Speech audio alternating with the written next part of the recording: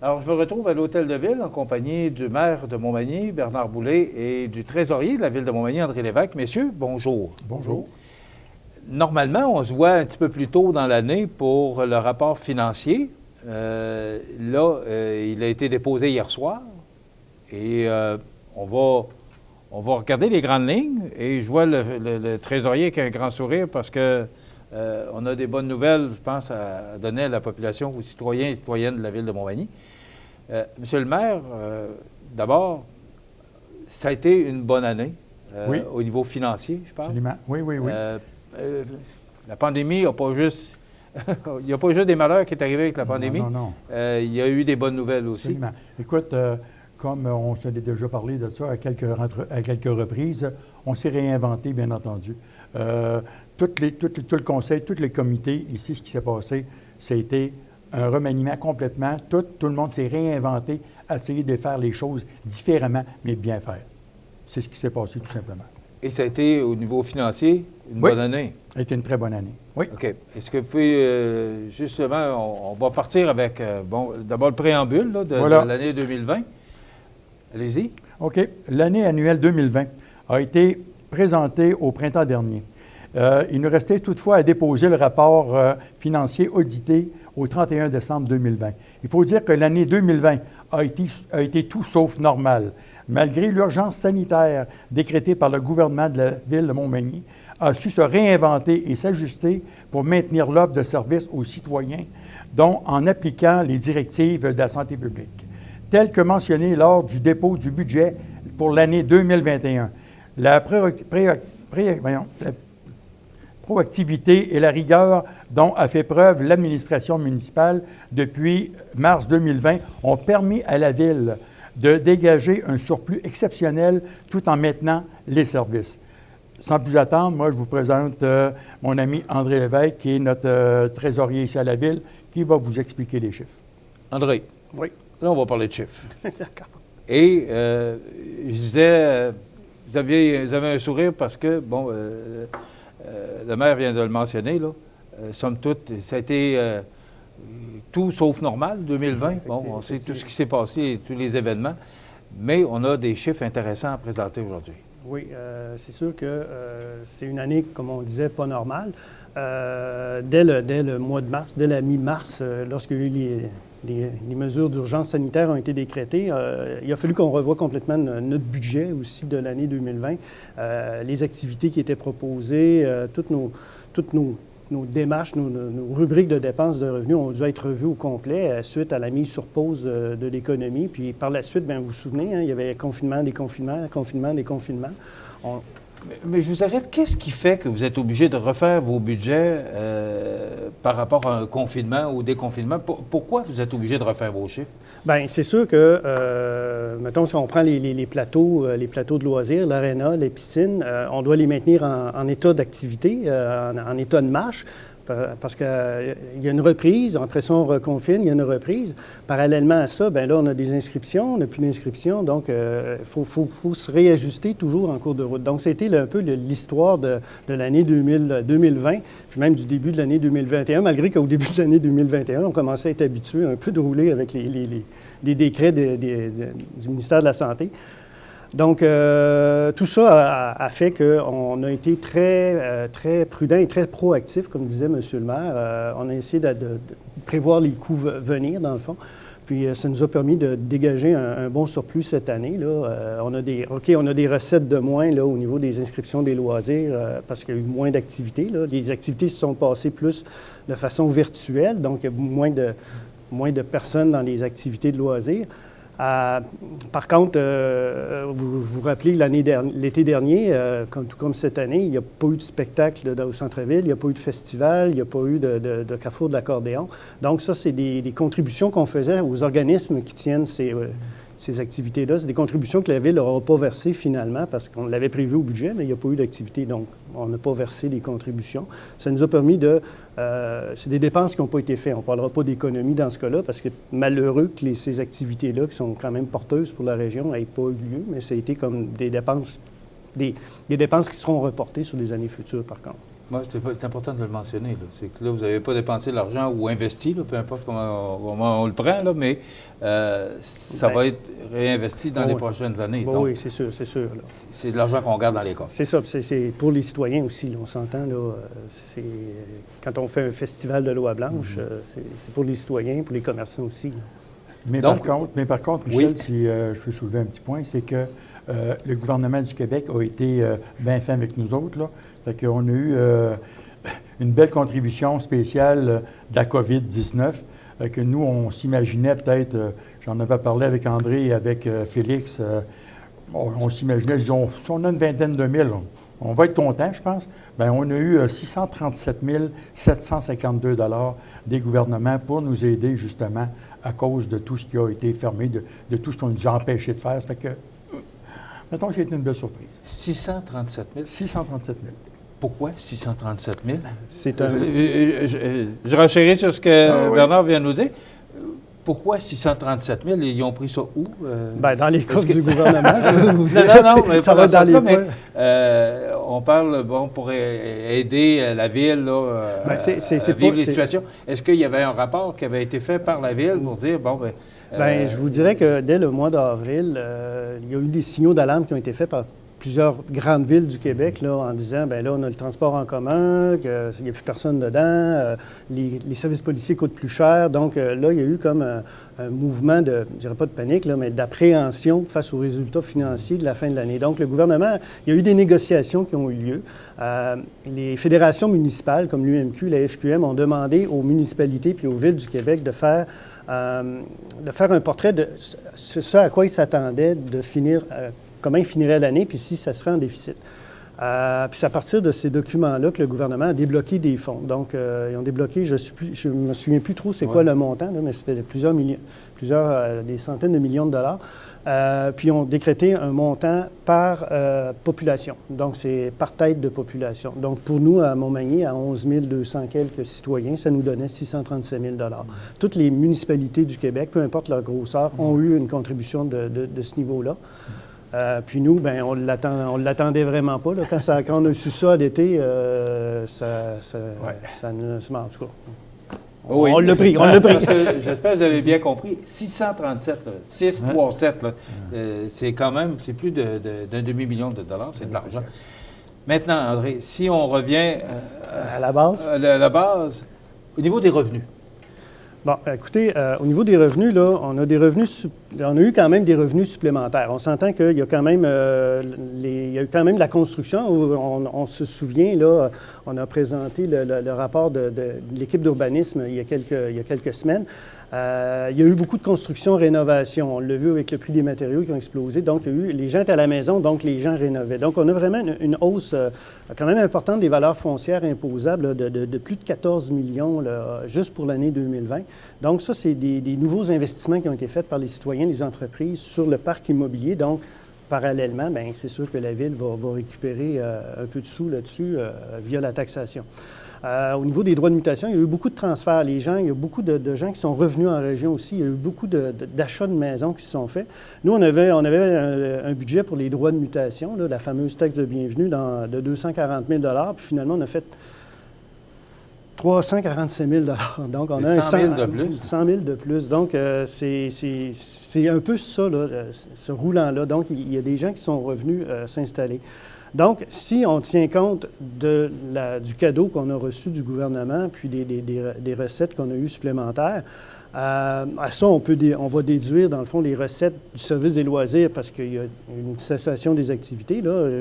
Juste en recettes des loisirs, c'est plus de 350 000 $ de recettes qu'on prévoyait avoir, qu'on n'aura pas eu. On dégage quand même un excédent de 2 104 000 pour l'année 2020. C'est assez exceptionnel. Je pense que c'est la première. Est-ce que c'est une première, André? Parce que ça fait longtemps que vous êtes là.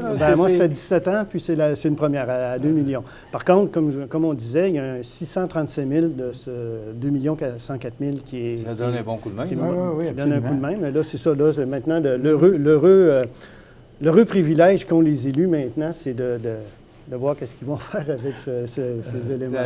La question s'en vient, M. le maire? Ben oui, tu te rappelles, Michel, quand tu es venu ici au budget de 2021, 21. C'est ça je qu'au t'avais mois de dit- décembre qu'on s'est rencontrés. C'est ça. Je t'avais dit, c'est un budget prudent.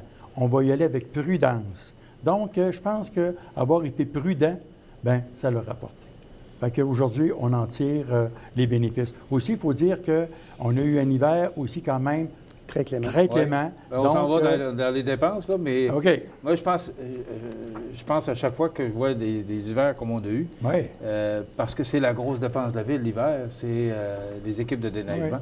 Mais M. le maire, avant de continuer et d'embarquer dans les dépenses avec André, moi, la question qui me vient à l'esprit, parce que j'ai l'impression que les gens disent « Oui, pose-lui la question, là. Qu'est-ce qu'ils vont faire avec les excédents? Est-ce que ça peut nous amener à un gel de compte de taxes pour la prochaine année ou une baisse du compte de taxes? Parce qu'on sait que c'est toujours, c'est toujours là où le bas blesse. » Michel, je te dirais, écoute, quand je t'ai parlé de prudence, je pense que c'est important de rester prudent, de ne pas quand même tout arrêter, tout essayer de faire pour que, tu sais, il faut maintenir.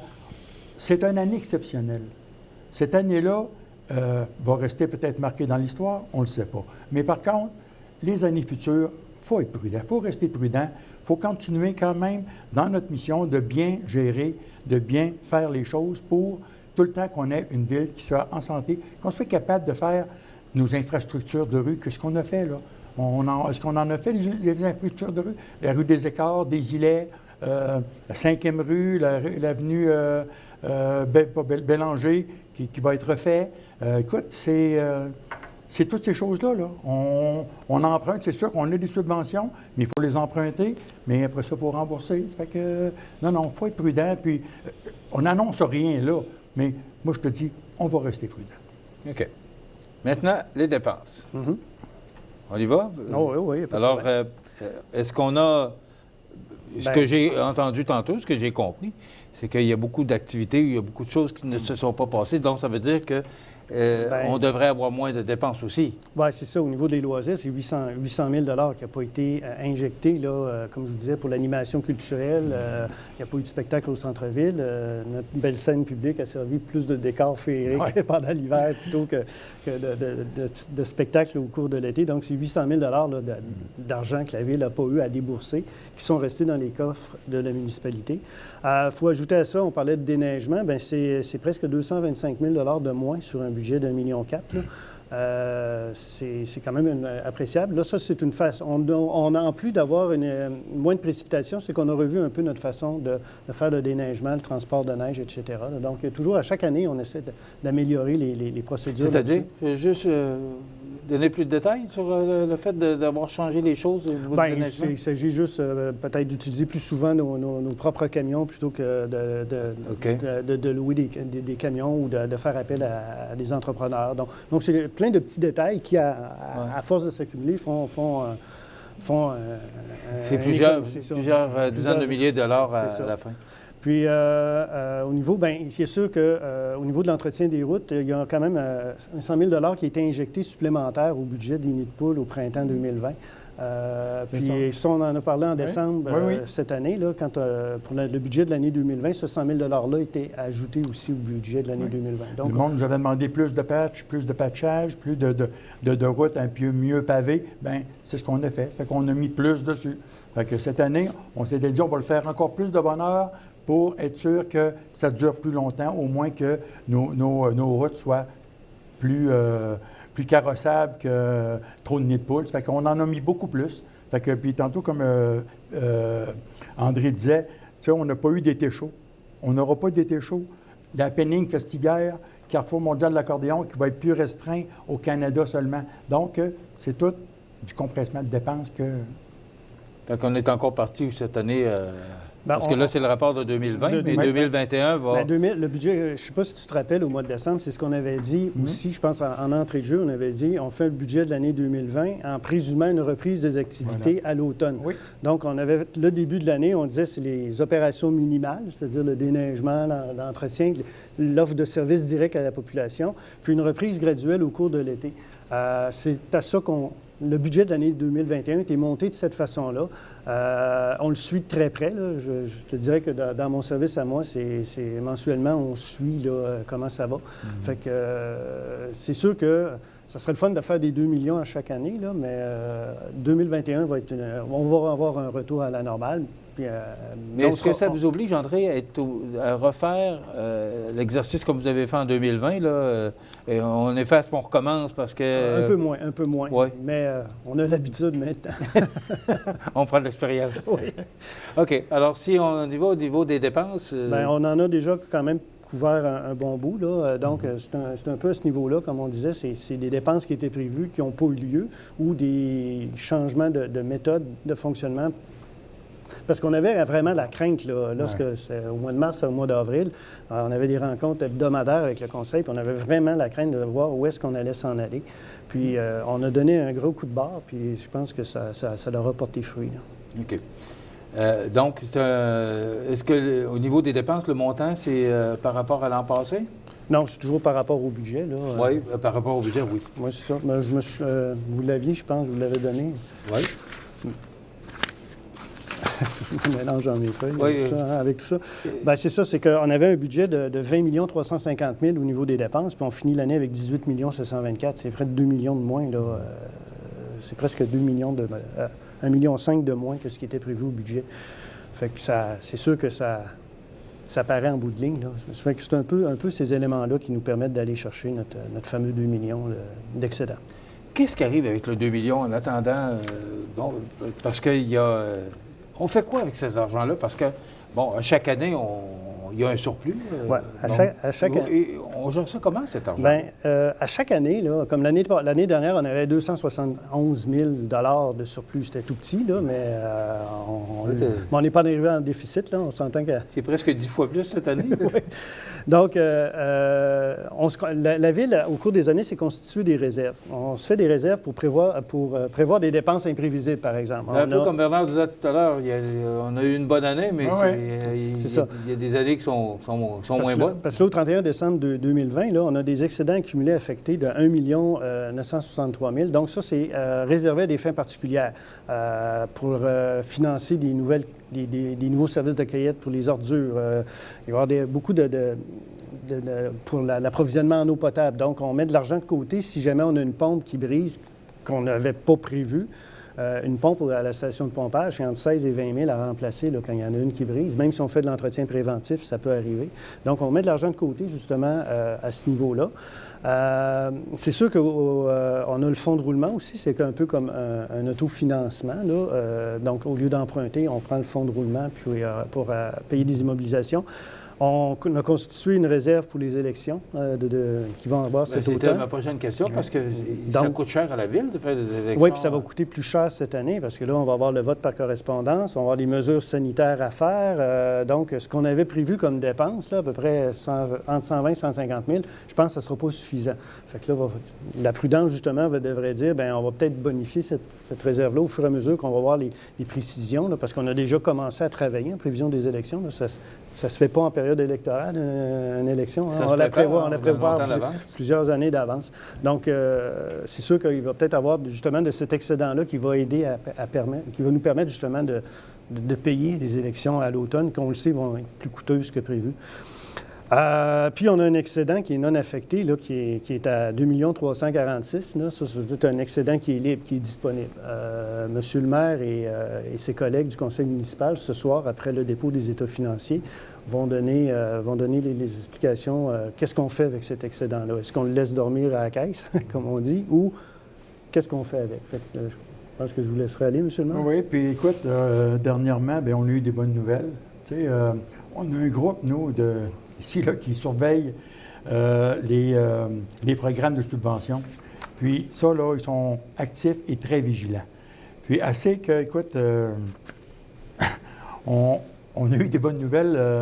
Madame Marie-Ève Proulx, notre députée, m'a appelé mardi dernier pour me dire « Bernard, est-ce que tu es bien assise? » Oui.